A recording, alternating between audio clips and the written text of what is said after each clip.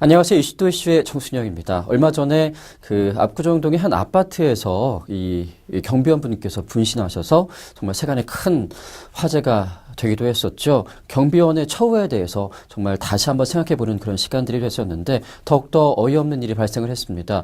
이 아파트에서 경비원을 비롯한 모든 노동자들을 전원 해고 통보했다는 건데요. 어떻게 이런 발생을 했을지 정말 어이가 없습니다. 민주노총에 따르면 압구정동의 신현대 아파트 노동자 106분인데요. 이분들이 19일에서 20일에 걸쳐서 모두 전원 해고 예고 통보를 받았다고 합니다.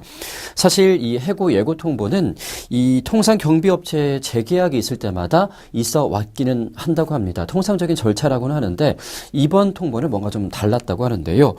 지난 6일 열린 입주자 임원회의에서 현재 용역업체를 모두 바꾸는 것으로 결정을 했다는 소식이 전해졌기 때문입니다.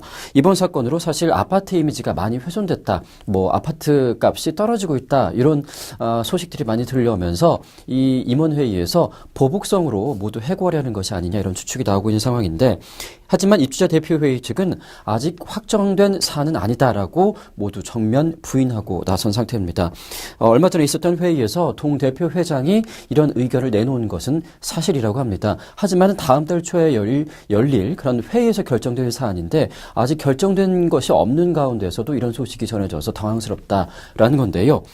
또 정말로 해고를 하려고 했다면 지금쯤 새 업체 선정 작업을 시작을 해야 되는데 전혀 진행이 되고 있는 것이 없기 때문에 이번 해고 예고 통보는 사실이 아니다라고 부인하고 나서고 있습니다.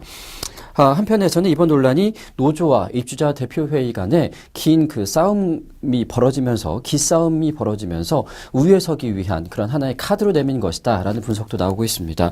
분신 사망 사건 이후에 노조와 입주자 대표회의가 보상과 그리고 재발 방지 대책을 세우기 위해서 오랫동안 논의를 이어왔다고 하는데요. 이 논의가 그동안 큰 진전이 없었다고 합니다.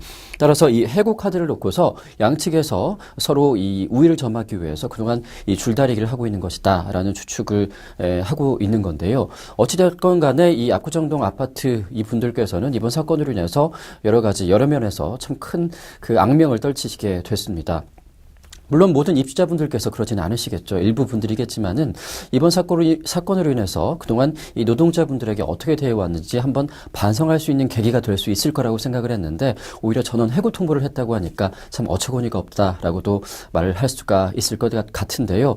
어쨌든 간에 우리 입주자분들과 그리고 우리 노동자분들 원만한 협의를 조만간에 빨리 이루어지기를 기대를 해보겠습니다. 또 분신한 경비원의 가족분들께도 제대로 된 그런 보상과 재발 방지 대책이 우선되어야 되지 않을까 생각을 해봅니다.